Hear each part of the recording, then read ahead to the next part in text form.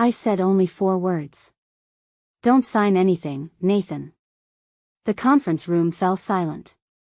My son's hand stopped halfway to the paper. The silver fountain pen hovered above the signature line, unmoving. 12 directors turned toward me. Some looked confused. Others looked annoyed. 1 or 2 looked frightened. Nathan smiled. Not the smile of a guilty man. The smile of someone convinced his mother had simply grown old enough to become unpredictable. "Mom," he said gently, "we've already discussed this." "No," I replied. "You've discussed it." "I haven't." 10 minutes later, not a single document had been signed. Not because anyone believed me. Because someone else in that room suddenly realized I knew far more than I was supposed to. My name is Eleanor Whitfield. I'm 63 years old, and for almost 4 decades I've dedicated my life to preserving historic buildings across New England. People often assume my greatest talent is restoring old churches or forgotten train stations. It isn't. My greatest talent has always been recognizing tiny cracks before everyone else notices the building is about to collapse. Families aren't very different. The first crack almost never looks dangerous. Looking back now, I know the collapse of my family didn't begin in that boardroom. It began 3 nights earlier. With a forgotten phone. Nathan insisted we celebrate the completion of our largest preservation project in years. The restaurant overlooked Boston Harbor, its windows glowing against the cold March evening. Board members toasted the company's future. Clients congratulated us. Brooke sat beside Nathan, radiant as always, making sure everyone's glass remained full. She had become part of our family 8 years earlier. Until that night, I had never questioned her loyalty. Nathan stood and lifted his wineglass. "To my mother," he announced. "Everything we've built stands because she refused to give up when everyone else said preservation was a dying business." The room applauded. I felt proud. Not because of the compliment. Because for a brief moment, I saw Richard standing in Nathan's place. Same calm voice. Same confident posture. Same careful choice of words. Richard always believed leadership was quiet. It didn't need to announce itself. Nathan had learned that from his father. Or so I thought. Dinner drifted naturally from business into family stories. People laughed. Someone joked that I deserved retirement after 40 years of climbing church bell towers and crawling through abandoned basements. Retirement. It was the first time I heard the word that evening. Brooke smiled warmly. "You've earned the chance to enjoy life, Eleanor." Retirement. The second time. Then one of our newest directors added, "Nathan is more than ready to take the company forward." The third time. 3 different people. 3 similar conversations. None of them sounded rehearsed. Yet somehow they landed with exactly the same destination. I pushed the thought away. Perhaps I was simply becoming suspicious with age. When dinner ended, everyone walked toward the valet entrance together. The harbor wind was colder now, carrying the smell of salt water across the empty street. Halfway to the door, I reached into my purse. My phone. It wasn't there. "I'll go back," I said. Nathan reacted almost instantly. "I'll get it for you." His answer came too quickly. Too naturally. I smiled. "It's only a phone." "I know. I'll be right back." For just a fraction of a second, disappointment crossed his face before the smile returned. Most people would never have noticed. I spent 40 years studying buildings that whispered before they failed. You learn to notice the things other people dismiss. The restaurant had nearly emptied by the time I returned to our private dining room. The candles were still burning. Our table had already been cleared. Almost. My phone rested beside a leather-bound menu. Next to it lay something that made me stop walking. Richard's old Mont Blanc fountain pen. I hadn't touched that pen in nearly 3 years. After Richard died, I locked it inside the top drawer of my office desk. I couldn't bear to lose it. So why was it sitting on a restaurant table? Before I could answer that question, voices drifted through the half-open service door leading toward the wine cellar. Nathan. Brooke. And a third voice I didn't recognize. Monday morning, the stranger said. Nathan answered quietly. She'll sign. My fingers tightened around Richard's pen. Then came the sentence that changed everything. Once she signs, the stranger said, there's no reason for her to know what her husband built. I didn't move. I didn't breathe. Because in that single moment, the question was no longer whether my son intended to deceive me. The question had become far more dangerous. What had Richard built, that even I had never been told about? I didn't stay long enough to hear the rest of the conversation. That would have been the obvious thing to do. Richard spent his entire career teaching me that obvious decisions rarely uncover hidden truths. Instead, I slipped Richard's Mont Blanc into my purse, picked up my phone, and walked out through the front entrance as though nothing had happened. Nathan was waiting beside the valet stand. There you are, he said, smiling. I was about to come looking for you. I found my phone. Good. He searched my face for a reaction. I gave him none. One lesson preservation teaches you is that panic clouds judgment. When you discover a crack in a cathedral wall, you don't start tearing stones apart. You first determine whether the crack is old, or still growing. I intended to do the same with my family. The drive home was unusually quiet. Nathan and Brooke followed us in their own car, waving as they turned toward their neighborhood. Anyone watching would have seen two ordinary families ending a pleasant evening together. Only I knew that somewhere between dessert and the valet stand, my entire understanding of my son's life had begun to shift. Back home, I placed Richard's Mont Blanc on the kitchen table. The pen looked exactly as I remembered it. Black resin. Gold trim. One tiny scratch near the cap where Richard had accidentally dropped it during our first restoration project together. He refused to replace it. A good tool should remember the hands that carried it, he used to say. I smiled without realizing it. Then the smile faded. The pen should have been locked inside my office. I drove there immediately. Our headquarters occupied a restored 19th century courthouse in downtown Boston. Richard had insisted we preserve the original oak staircase, saying every visitor should feel the building's history before discussing its future. Even after all these years, I still kept the only key to my private office. Nothing appeared disturbed. The framed photographs remained perfectly aligned. The blueprints on my drafting table sat exactly where I had left them. I unlocked my desk drawer. The velvet pen case was inside. Empty. No broken lock. No signs of forced entry. Someone had entered my office without leaving a trace. I didn't call security.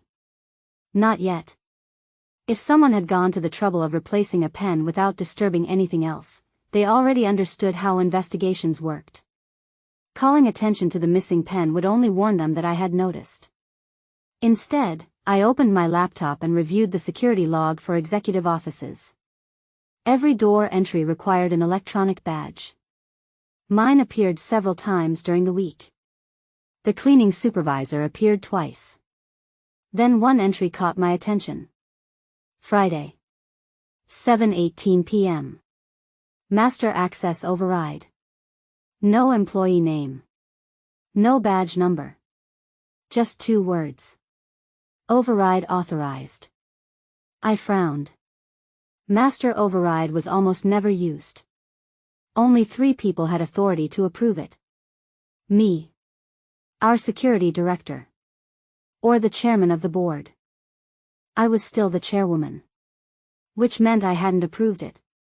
Before I could investigate further, my office phone rang.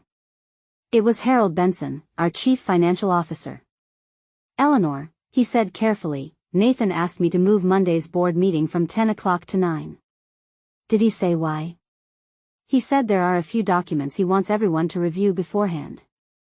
I glanced back at the security log. Friday evening. Unauthorized office access.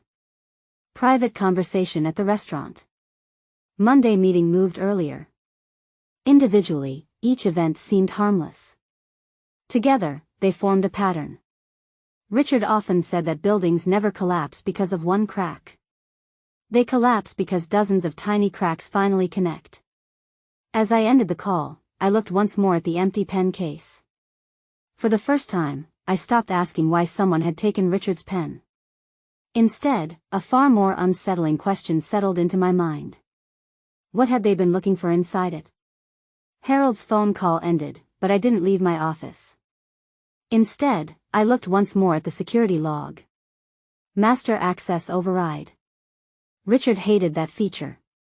Years ago, when our IT department suggested installing a universal override for executive offices, he argued against it for nearly an hour.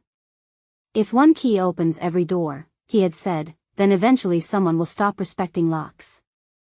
In the end, the board approved it anyway. I had forgotten that conversation. Until now. I closed the security software and walked across the office toward the wall where our earliest company photographs hung. The first restoration. The first employee. The first completed church. Every picture represented a promise Richard and I had made to each other. We wouldn't preserve buildings simply because they were old. We would preserve them because once history disappears, someone else gets to rewrite it. My eyes stopped on one photograph. The South Boston Chapel. Richard stood beside me with his arm around my shoulder. Nathan, barely 12 years old, smiled proudly while holding a paintbrush far too large for him. That chapel had always been Richard's favorite project. Oddly, it had also been the one project he almost never talked about after it was finished. At the time, I assumed it carried too many memories. Now I wasn't so certain. A soft knock interrupted my thoughts. Come in. Harold stepped inside and quietly closed the door behind him. He looked uncomfortable. Not nervous. Conflicted. I hope I'm not interrupting. Not at all. He remained standing instead of taking a chair. That alone told me something was wrong. Harold never stayed standing during conversations. Eleanor. He hesitated. I need to ask you something. Go ahead. Have you already reviewed Monday's board package? The question surprised me. I only glanced through it. His expression tightened ever so slightly. Then, before you read it, compare it with last year's version. Why? I may be mistaken. He chose his next words carefully. But some of the language feels unfamiliar. Not incorrect. Not illegal. Unfamiliar. That was exactly the word Harold would choose if he sensed something had changed but couldn't yet prove it. What changed? I can't tell. Then why bring it up? He gave a weary smile. Because after 22 years working with you and Richard, I've learned to trust the feeling that something doesn't fit. There it was again. Not evidence. Instinct. The same instinct that had brought me back into the restaurant for my phone. The same instinct that had made me notice Nathan's hesitation. Perhaps old age wasn't making me suspicious after all. Perhaps experience simply noticed patterns sooner. After Harold left, I retrieved both copies of the bylaws from the archive cabinet. The current edition. And the version approved 18 months earlier.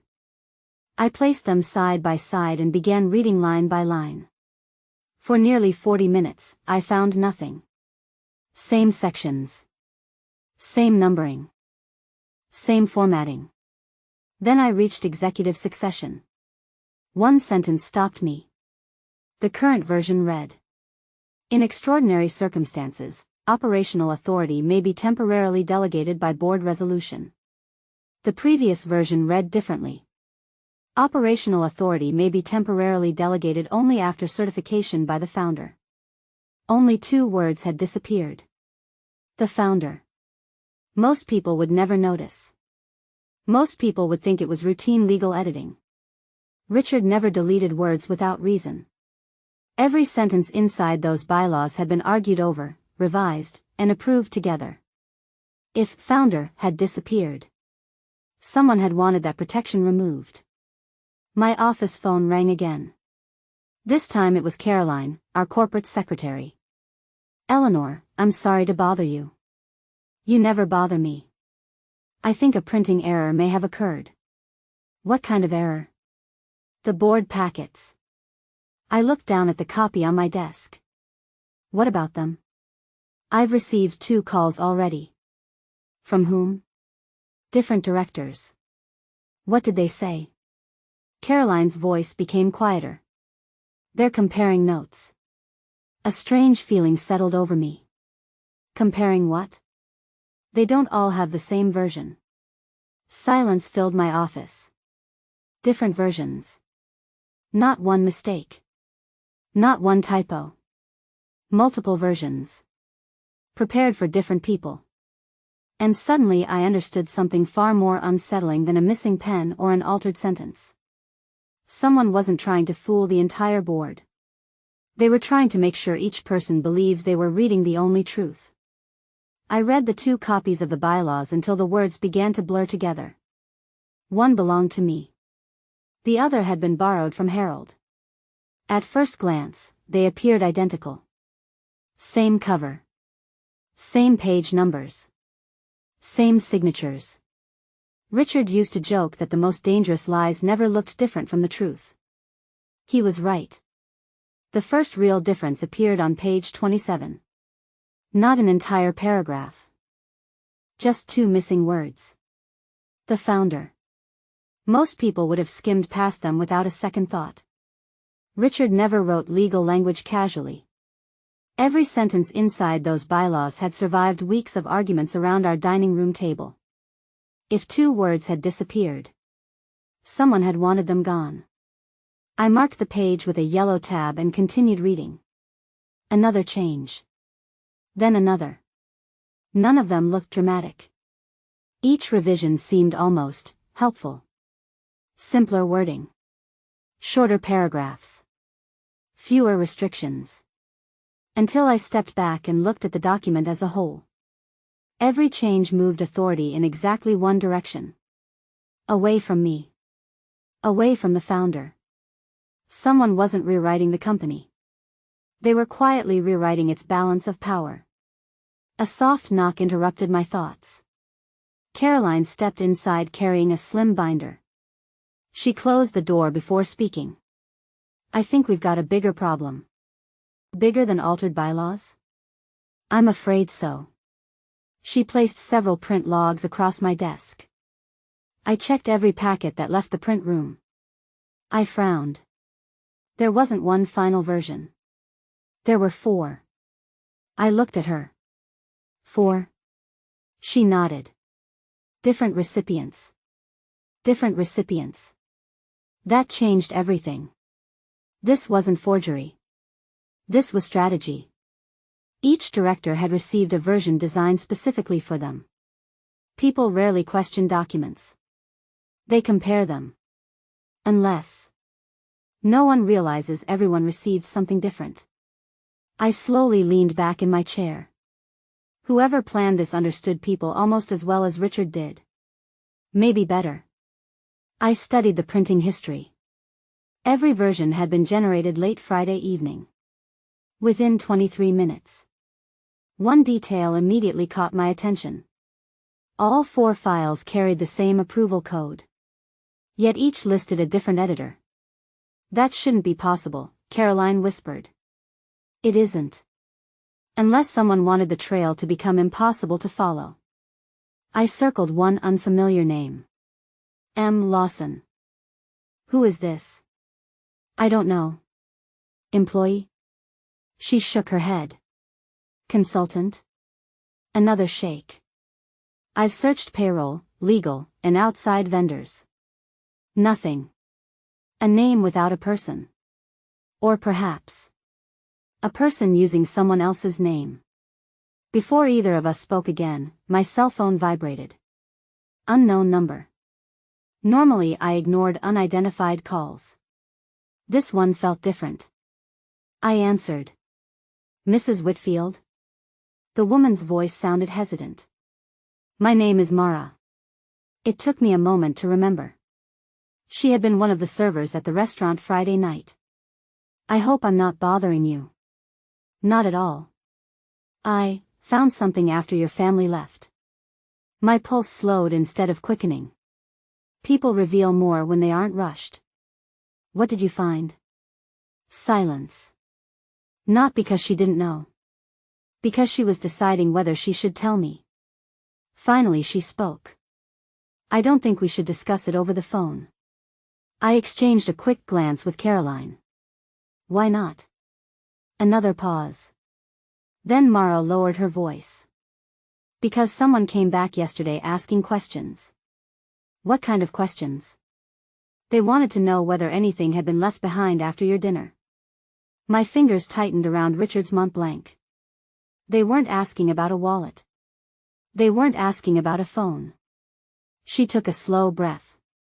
They were asking whether anyone had noticed anything unusual.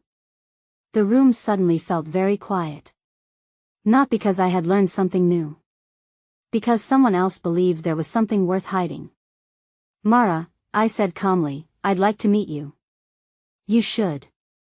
"When?" "As soon as possible." She hesitated one final time. "And Mrs. Whitfield?" "Yes?" "If you decide to come. Please don't bring your son." The line went dead. I slowly placed the phone on my desk. For the last 2 days, I had been asking whether Nathan was hiding something from me. For the first time, I began wondering whether someone was trying just as hard to hide Nathan from the truth as well. I chose the meeting place. Not Mara. That told me something before we had even spoken. People protecting a secret usually pick familiar ground. People protecting themselves let someone else choose. We met at a small cafe near Boston Public Garden just after sunrise on Saturday. It wasn't crowded. A few students sat near the windows, and an elderly couple quietly shared breakfast in the corner. Mara arrived 10 minutes early. She kept looking through the glass every time the front door opened. She wasn't waiting for someone. She was making sure someone hadn't followed her. "You must be Mrs. Whitfield." She looked younger in daylight than she had in the restaurant. Early 30s. Professional. The kind of person who noticed details because her job depended on them. "Thank you for coming." I almost didn't. She wrapped both hands around her untouched coffee. "I've never done anything like this." "You don't owe me anything." "I know." Another pause. "But your husband once did." That sentence caught me completely off guard. "You knew Richard?" "Only once." She smiled faintly. "My father worked on the South Boston Chapel restoration." Everything seemed to lead back to the chapel. "My father was a carpenter," she continued. "He became seriously ill during the project. Mr. Whitfield made sure he stayed on payroll until he recovered." I lowered my eyes for a moment. That sounded exactly like Richard. He told us something before the project ended. "What was that?" She looked toward the window before answering. "He said, one day people will fight over this building who don't even understand why it matters." I felt a chill run through me. Richard had said those words decades ago. How could he have known? Mara slowly reached into her handbag. For a brief second, I thought she was about to take out a flash drive or a phone. Instead, she placed a folded receipt on the table. "Restaurant stationery. I found this after your dinner." I unfolded it carefully. It wasn't a receipt. Someone had written on the back in blue ink. "Private seller, 9:42 p.m. Nothing else. No signature?" I asked. She shook her head. "I found it under one of the chairs after everyone left." "Why does it matter?" "Because no one from your party was seated near that chair." I looked up. So someone else was there. I think someone joined the dinner. My mind immediately returned to the unfamiliar voice I had heard beyond the service door. "Did you see him?" "No." "Did anyone?"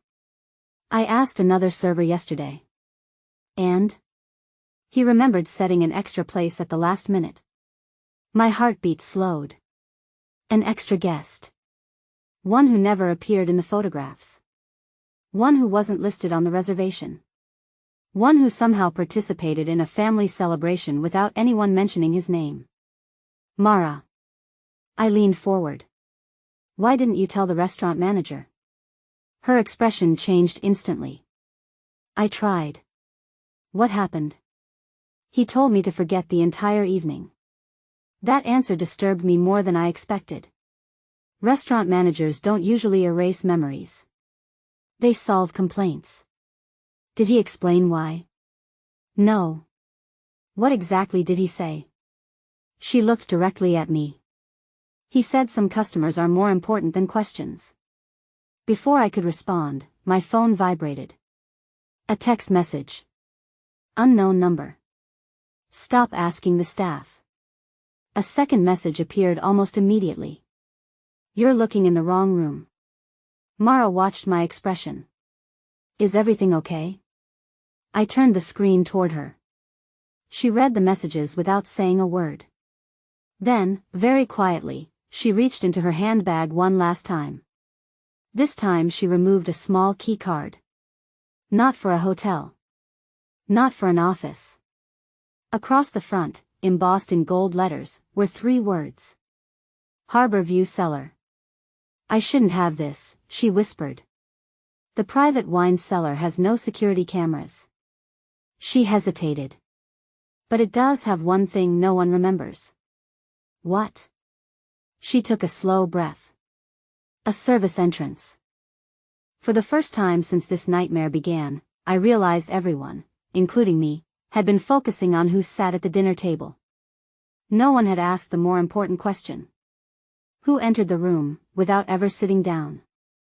I didn't go to the Harbor View cellar that morning. That was exactly what the anonymous messages wanted me to do. Every instinct told me I was being guided. The question was by whom? Richard used to say that whenever 2 strangers point you toward the same destination, one of them probably hopes you'll arrive first. I intended to disappoint them both. Instead of driving to the restaurant, I returned to our headquarters. Saturday mornings were usually quiet. The restoration teams were out on project sites, and only a handful of administrative staff worked weekends. That was exactly what I needed. I unlocked the archives room myself. Very few people knew it existed. Behind a plain oak door on the basement level sat 40 years of Whitfield Preservation Group's history, every contract, blueprint, photograph, and field journal Richard and I had refused to digitize. Richard never completely trusted computers. They remember data, he used to say. Paper remembers intent. For the first time, I wondered if he had been preparing for this moment all along. I wasn't looking for contracts anymore. I was looking for the South Boston Chapel.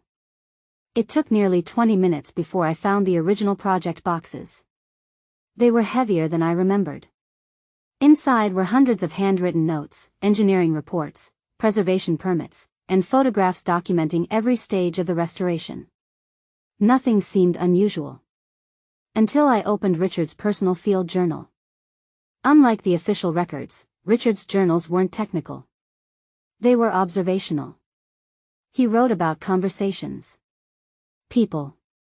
Instincts. Small details that never appeared in legal documents. One entry caught my attention immediately. October 14th. Thomas says the investors still believe the chapel is the prize. Thomas. The name Margaret Holloway had mentioned. Richard's brother. I turned the page. They continue asking the wrong question. No explanation. Just that single sentence. The next entry appeared 3 days later. If they ever stop chasing the building and start chasing the records, everything changes. I slowly closed the journal. Richard hadn't been documenting construction. He had been documenting a game. A game that had apparently continued for decades.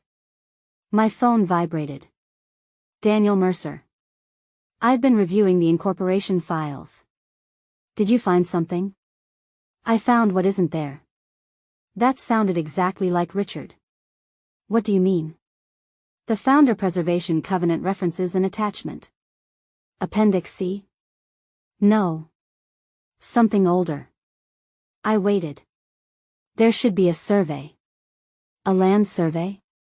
Yes. I can't find it. I looked down at Richard's journal again. They're asking the wrong question. Daniel became silent. What did you just say? I read the sentence aloud. Several seconds passed. Then I heard him exhale. Eleanor. I think Richard knew someone would eventually search the legal documents. I think so too. But he wasn't protecting the contracts. No.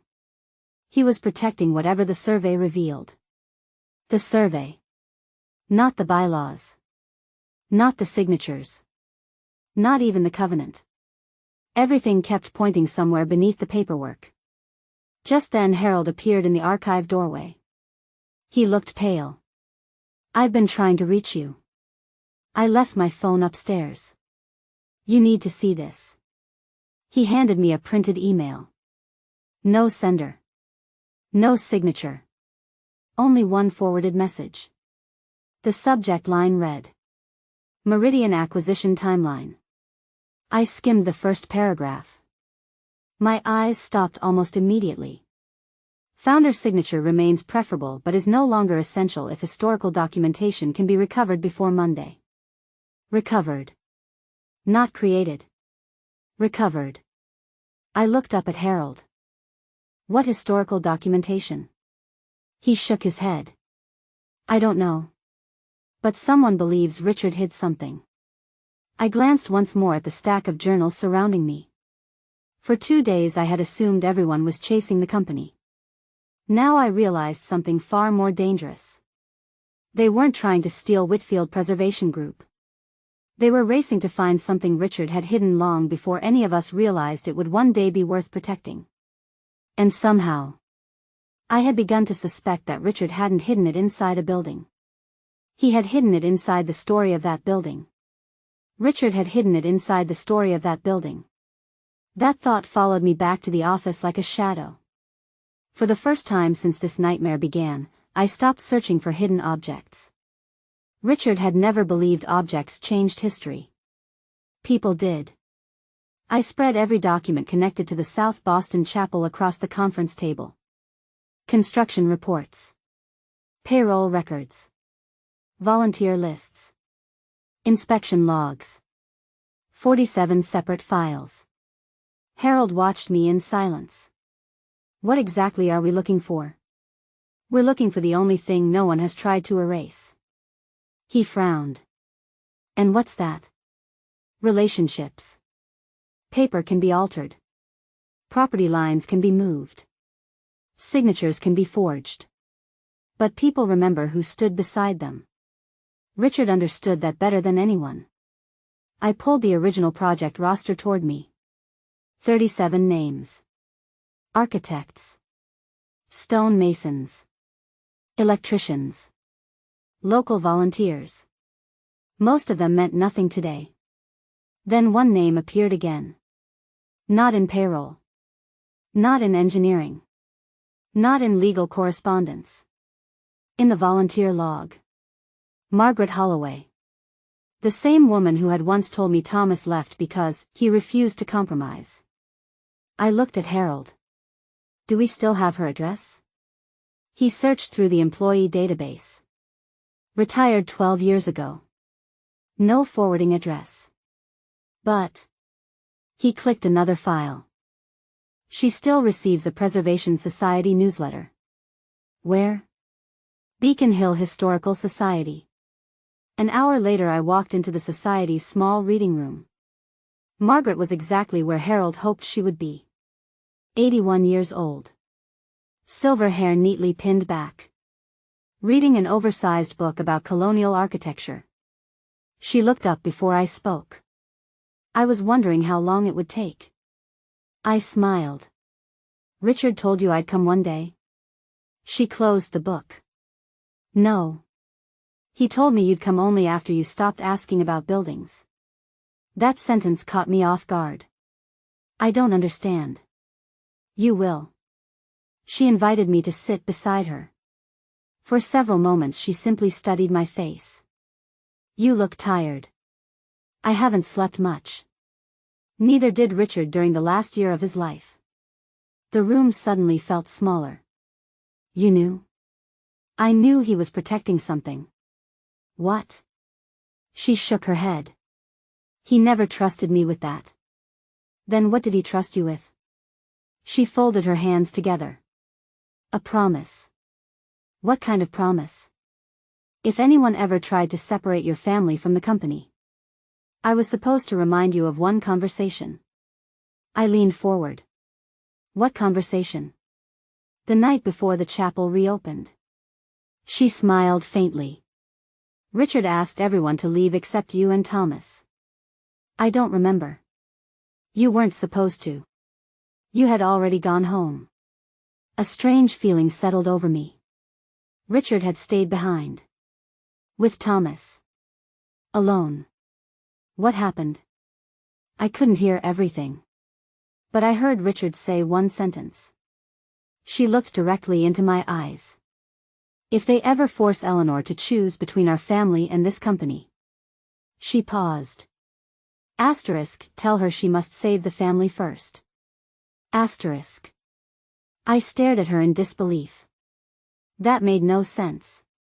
Richard had spent his entire life protecting Whitfield Preservation Group. Why would he ask me to sacrifice it? Margaret reached into her handbag and removed an old envelope. The paper had yellowed with age. Across the front, written in Richard's unmistakable handwriting, were just 3 words. Only if necessary. You've had this all these years? I promised not to open it. And now? She gently placed it into my hands. I think Richard believed today would finally become necessary. As I carefully broke the aging seal, my cell phone vibrated. A message from Caroline. Emergency update. The board meeting has been moved to tomorrow morning. Nathan says the vote can't wait, ***. Tomorrow. Not Monday. Tomorrow. I slowly folded the phone shut. Whoever was behind this had just accelerated their plan. Which meant they were no longer confident everything remained under their control. For the first time, I realized I might finally be closer to the truth than they were comfortable allowing. The message from Caroline changed everything. Tomorrow. Not Monday. Whoever had planned this wasn't accelerating because they were confident. They were accelerating because they were running out of time. I folded Richard's envelope without opening it. Margaret watched me carefully. Aren't you going to read it? I want to. But not yet. She smiled gently. You're starting to think like Richard. I hope so. No, she replied. Trust me, you don't.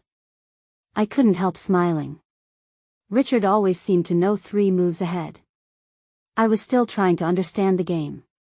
As I stood to leave, Margaret stopped me one last time. Eleanor. Yes? Don't walk into tomorrow's meeting believing you already know the villain. The words lingered in my mind all the way back to the office.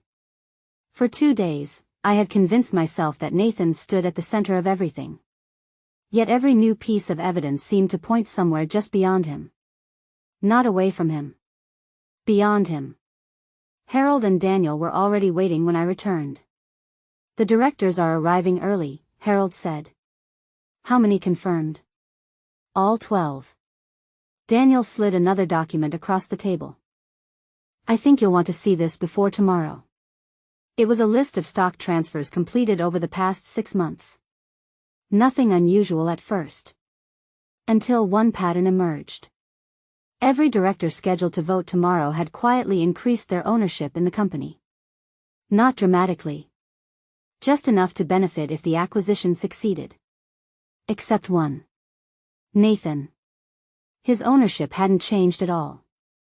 I looked up. That can't be right. We checked twice. If Nathan planned this, why isn't he buying? No one answered. Because none of us had an answer. For the first time, the picture no longer fit the story I had been telling myself. Late that afternoon, I decided to do something I should have done days earlier. I called my son. He answered almost immediately. Mom. His voice sounded tired. Not defensive. Not angry. Just exhausted. I hear tomorrow's meeting has been moved. There was a brief silence. Yes. Why? The board requested it. Did they? Another pause. I can't discuss everything over the phone. That wasn't the answer I expected. Nathan had always argued. Explained. Defended himself. Today. He sounded like a man choosing every word carefully. I need to ask you one question. I'm listening. If I refuse to sign tomorrow. His breathing slowed. What happens? This time the silence lasted much longer. When he finally spoke, his voice was almost a whisper. Things become complicated. Not impossible. Complicated. That single word stayed with me after the call ended. If Nathan truly controlled everything, nothing would become complicated. He would simply proceed without me. Which meant someone else still needed something only I could provide. That evening I returned home for the first time in nearly 2 days. The house felt unusually quiet. Richard's favorite chair still faced the fireplace. His reading glasses remained exactly where I had left them after his funeral. Some people call it refusing to move on. I call it respecting unfinished conversations. As I walked toward the study, something caught my eye. One of Richard's old books sat open on the desk. I was certain I had left it closed. Perhaps I had simply forgotten. Perhaps not. A small white envelope rested between its pages. No stamp. No address. Only my name. Eleanor. Inside was a single sheet of paper. Typed. Not handwritten. There was only one sentence. Tomorrow morning, someone you trust will ask you to sign before you have time to read. Nothing else. No threat. No explanation. Only a prediction. I looked at the clock. Less than 14 hours remained before the board meeting. For the first time since this began, I stopped worrying about what documents would be placed in front of me. Instead, I began wondering which familiar face would place them there. Morning arrived far too quickly. Boston was still wrapped in gray mist as I parked across the street from Whitfield Preservation Group. For nearly 40 years, I had entered that building believing it was the safest place in my life. Today, it felt like enemy territory. I remained inside my car for another minute. Not because I was afraid. Because Richard had taught me never to walk into an important meeting carrying yesterday's assumptions. I opened the envelope one last time and reread the anonymous message. Someone you trust will ask you to sign before you have time to read. It wasn't a warning anymore. It was a test. The question wasn't whether someone would ask. The question was whether I would recognize them before it happened. As I stepped out of the car, I noticed something unusual. Nathan's vehicle was already parked outside. He was almost never the first person to arrive. Richard had always insisted the chairman should greet the directors before management entered. Nathan knew that tradition. Yet here he was. Waiting. He stood near the front entrance with 2 cups of coffee. When he saw me, he smiled. "Good morning, Mom." He handed me one of the cups. "Thought you might need this." For a brief moment, I saw the little boy who used to bring me hot chocolate during late nights at the office. That memory hurt more than any accusation could. "Thank you." We walked inside together. Neither of us spoke until the elevator doors closed. Then Nathan quietly said, "I wish things had turned out differently." I looked at him. "So do I." Another silence. Then he surprised me. "If you leave after today's meeting, I hope you'll believe I never wanted to hurt you." The elevator stopped. The doors opened before I could answer. His words stayed with me. They didn't sound like a victor. They sounded like someone preparing to lose something far more valuable than a company. Directors filled the boardroom one by one. Some greeted me warmly. Others avoided eye contact.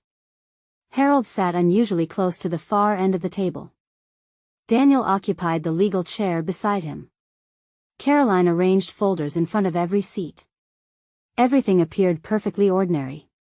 Almost too ordinary. I noticed something else. Every folder had already been opened. Every page aligned neatly. Ready for signatures. Ready before discussion. I remained standing instead of taking my seat. "Good morning, everyone." The room answered politely. Nathan cleared his throat. "Before we begin," Caroline interrupted. "One last document requires acknowledgement." She walked directly toward me carrying a single blue folder. Not Harold. Not Nathan. Caroline. The woman I had trusted for almost 18 years. For one terrifying second, the anonymous letter echoed inside my mind. "Someone you trust." She stopped beside my chair. "Eleanor, this is simply a procedural confirmation." Exactly the words I expected. Exactly the words Richard would have questioned. I smiled gently. "Would you mind explaining it?" "It authorizes today's agenda." "Before we begin?" "Yes." "And if I don't sign?" A flicker crossed her face. Barely visible. Almost disappointment. The meeting becomes more complicated. The same word Nathan had used. Complicated. Not impossible. Complicated. I closed the folder without reading a single page. "No." The room fell silent. Nathan slowly looked up. Caroline didn't move. For several seconds, no one spoke. Then a calm voice came from the far end of the table. "I was hoping Richard taught you that." Every head turned. An elderly man stood quietly inside the open doorway. Gray hair. Weathered face. Walking cane. I recognized him immediately. Not from yesterday. Not from old photographs. From family dinners decades ago. Thomas Whitfield had finally come home. And judging by the expressions around the table, he wasn't the surprise. The surprise was that 3 directors looked more frightened to see Thomas than they were to see me refuse to sign. Thomas didn't raise his voice. He didn't need to. The silence that followed his arrival was louder than anything he could have said. Nathan stood so abruptly that his chair slid backward across the polished floor. "Uncle Thomas." It wasn't anger in his voice. It was disbelief. "You said you were gone," one of the directors whispered. Thomas looked at the man without recognition. "No," he replied calmly. "You hoped I was." No one moved. For the first time that morning, I stopped looking at my son. I started watching the board. 3 directors avoided Thomas's eyes. One quietly reached for his phone before thinking better of it. Another removed his glasses, buying himself a few extra seconds to recover. Richard had always told me that truth rarely changes the guilty first. It changes the people watching them. Thomas walked slowly toward the empty chair beside me. His cane tapped softly against the hardwood floor. Every step seemed to dismantle another layer of confidence around the room. "I'm sorry I'm late, Eleanor." "You came." I promised Richard the first would. Nathan looked between us. "You've been in contact?" Thomas smiled sadly. "No." Richard planned for this long before either of us knew we'd need it. Harold quietly closed his laptop. Daniel folded his hands together. Neither man interrupted. They understood something important. This meeting no longer belonged to corporate procedure. It belonged to history. Nathan finally found his voice. "With respect, Uncle Thomas. You haven't been involved in this company for decades." Thomas nodded. "That's true. So why are you here?" Thomas turned toward the entire board instead of answering Nathan directly. Because several people in this room have spent the last 6 months pretending I no longer exist. No one challenged him. Instead, Director Collins cleared his throat. This meeting concerns executive succession. Thomas looked directly at him. Does it? Collins hesitated. I believe so. Thomas reached into his worn leather briefcase and removed a single envelope. The paper was old. Far older than anything prepared for today's meeting. He handed it to Daniel. Perhaps our legal counsel should read this before we continue. Daniel carefully unfolded the document. His expression changed almost immediately. Eleanor. What is it? He looked around the room. I've never seen this agreement. Thomas answered quietly. Very few people have. Daniel adjusted his glasses and continued reading. This is an irrevocable founder's covenant. The room remained silent. It was executed by Richard Whitfield. He paused. Thomas Whitfield. Another pause. And witnessed by the original board. Harold slowly leaned forward. When was this signed? Thomas answered. The night before the South Boston Chapel reopened. A date. 30 years earlier. Long before Meridian. Long before Nathan became an executive. Long before anyone at this table imagined today's meeting. Director Collins finally spoke. Why wasn't this ever disclosed? Thomas smiled faintly. Because Richard believed people should inherit responsibility before they inherited power. He looked at me. And today we finally know who understands the difference. Daniel reached the final page. His eyes widened. Then he stopped reading altogether. Eleanor. What? You need to see this yourself. He turned the last page toward me. At the bottom were Richard's unmistakable signature. Thomas's signature. And one clause, written entirely in Richard's own handwriting. Asterisk, no transfer of executive authority shall become valid if obtained through deception, concealment, or manipulation of the founder's immediate family. Asterisk. The room became perfectly still. Every agenda. Every resolution. Every prepared signature. Every vote scheduled for that morning suddenly stood on uncertain ground. Nathan stared at the document as though he had never seen it before. And that was the moment I realized something I hadn't allowed myself to believe. My son wasn't looking at the covenant like a man whose plan had failed. He was looking at it like a man who had just discovered someone had been using his own name to carry out a plan he had never fully understood. Nathan's expression never left the covenant. He read the final handwritten clause twice. Then a third time. Slowly, he looked up at Thomas. I've never seen this document. His voice was barely above a whisper. Director Collins leaned forward. That's impossible. Thomas turned toward him calmly. Is it? The founder files were transferred years ago. They were transferred, Thomas replied. Not all of them. The distinction settled heavily over the room. Daniel cleared his throat. If this covenant is authentic. It is, Thomas interrupted. Then every resolution prepared for today's vote must first satisfy this clause. Harold folded his arms. And if it doesn't? Daniel answered without taking his eyes off the document. Then the transfer of executive authority is legally void. No one spoke. For nearly 10 seconds, the only sound in the room came from the old clock above the boardroom door. Tick. Tick. Tick. Nathan slowly turned toward me. Mom. His face carried something I hadn't seen in days.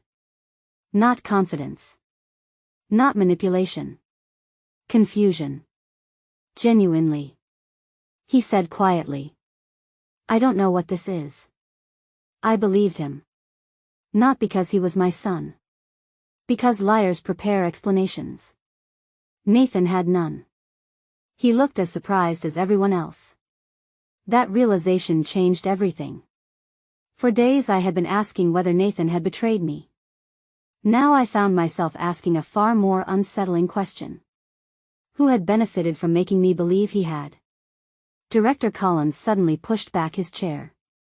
This meeting has become highly irregular. Thomas smiled politely. No. It has finally become honest. Collins reached for the blue folder lying in front of Nathan.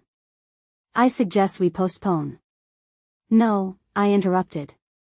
My voice echoed across the room. We're not postponing anything. Every eye turned toward me. For 3 days everyone in this company has been asking me to sign documents. I rested my hand on Richard's covenant. Today, I'd like everyone else to start answering questions. No one objected. I looked first at Caroline. Who instructed you to prepare 4 different board packets? She hesitated. I received authorization through the chairman's office. From whom? I never met the individual. Name? She swallowed. The request came through outside legal counsel. Daniel frowned. What outside counsel? Caroline looked toward Director Collins. Only for a second. But a second was enough. I followed her eyes. So did everyone else. Collins shifted uncomfortably. I merely recommended additional legal review. Thomas quietly laughed. No, Richard warned me this would happen. Collins stared at him. What are you talking about? Thomas reached into his briefcase once more. This time he removed a thin leather notebook. I've been waiting 30 years for someone to ask that question. He opened it carefully. Inside were handwritten meeting notes dating back decades. Original board discussions. Private conversations. Votes that had never appeared in official minutes. Richard had copied everything. Not because he distrusted the board. Because he understood memory fades. Paper doesn't. Thomas slid one page across the table. Read the final paragraph. Daniel did. His eyes widened again. It identifies the original outside investor. Harold leaned closer. Who? Daniel looked directly at Director Collins before answering. Collins Development Holdings. The room exploded into whispers. Nathan turned sharply toward Collins. You told me your firm only became involved last year. Collins said nothing. Nathan stood. You said Meridian approached you. Still nothing. Then Thomas quietly finished the sentence Nathan could not. Meridian never approached anyone. He looked around the table. Meridian was created. Silence. Not the silence of confusion. The silence that comes when a carefully constructed story collapses under the weight of one undeniable truth. At that moment, I finally understood Richard's greatest lesson. The most dangerous deception isn't convincing people to believe a lie. It's convincing good people to suspect the wrong person long enough for the real architect to finish the work unnoticed. Meridian was created. The words echoed through the boardroom like the final crack in an old cathedral wall. No one spoke. Director Collins slowly leaned back in his chair, the confidence he had carried into the meeting draining from his face. For the first time that morning, he wasn't studying the agenda. He was studying the exits. Nathan looked at him in disbelief. You told me Meridian was an independent investment group. Collins remained silent. You said they wanted to preserve the company's future. Still nothing. Nathan's voice hardened. You said my mother had already agreed to step aside. Collins finally smiled. It wasn't the smile of a man who expected to win. It was the smile of someone who had run out of better options. I told you what you needed to hear. The sentence hung in the air. Nathan's shoulders dropped. Not because he had lost the company. Because he had finally understood he had been used. Richard used to tell Nathan that trust was the most expensive currency in business. Once spent foolishly, it rarely returned.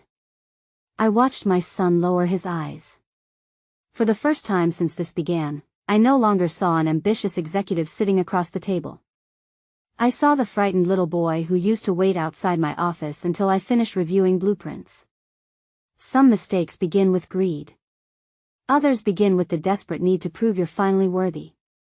Nathan had confused confidence with wisdom. Someone else had taken advantage of it. Thomas quietly slid Richard's notebook across the table toward Daniel. There are copies. Daniel looked up. Copies? Richard never trusted history to exist in only one place. Harold couldn't hide his smile. That sounds exactly like him. It was. Thomas nodded. He knew one day someone would try to rewrite the company's story. Daniel addressed the board. Based on the Founders' Covenant and the original resolutions, today's agenda has no legal standing. He closed the blue folder. The proposed transfer of executive authority is void. The acquisition agreement is suspended. And every amendment prepared under those documents must be independently reviewed. One by one, the directors pushed their signature pages away. No arguments. No protests. Only silence. The same silence that had begun when I spoke 4 simple words. Don't sign anything. Director Collins stood. This isn't over. No, I replied calmly. It isn't. But it won't continue in this room. Security officers appeared moments later, responding to Harold's earlier request. No one applauded as Collins left. Victory doesn't always sound like celebration. Sometimes. It sounds like a door quietly closing behind the person who no longer belongs. Nathan remained seated after everyone else began gathering their papers. He looked at me with eyes I hadn't seen since he was a teenager. I should have come to you. Yes. I thought I was protecting the company. I know. I never wanted to betray you. I believed him. Not because he was innocent. He wasn't. He had ignored warnings. Signed recommendations he hadn't fully understood. Allowed other people to shape decisions he should have questioned. He would have to live with those choices. But betrayal and manipulation are not always the same thing. Richard understood that long before I did. I walked around the table and placed Richard's Mont Blanc in front of Nathan. His eyes widened. I found it the night everything began. He picked it up carefully, almost afraid to touch it. Your father carried this pen for 30 years. I rested my hand over his. He believed signatures should end arguments. Not replace them. Nathan quietly nodded, unable to speak. 3 months later, Whitfield Preservation Group looked very different. The Meridian Agreement had been permanently abandoned. The board adopted stricter governance rules based on Richard's original covenant. Several directors chose to resign. Others stayed and accepted that trust would have to be earned again. As for me, I surprised everyone. Including Nathan. I didn't retire. But I didn't remain executive chair either. Instead, I transferred controlling authority into the Whitfield Heritage Trust, ensuring that no single executive, including members of my own family, could ever quietly rewrite the company's purpose again. Nathan remained with the company. Not as chairman. Not yet. He started where every future leader should begin. By earning back the trust he had nearly lost. People often ask me whether I regret telling my son not to sign those papers. The answer is simple. No. Because that morning, I didn't save a company. I saved the promise Richard and I made to each other 40 years earlier. Buildings can be restored. Documents can be rewritten. Even families can heal. But only after someone has the courage to stop signing the wrong future.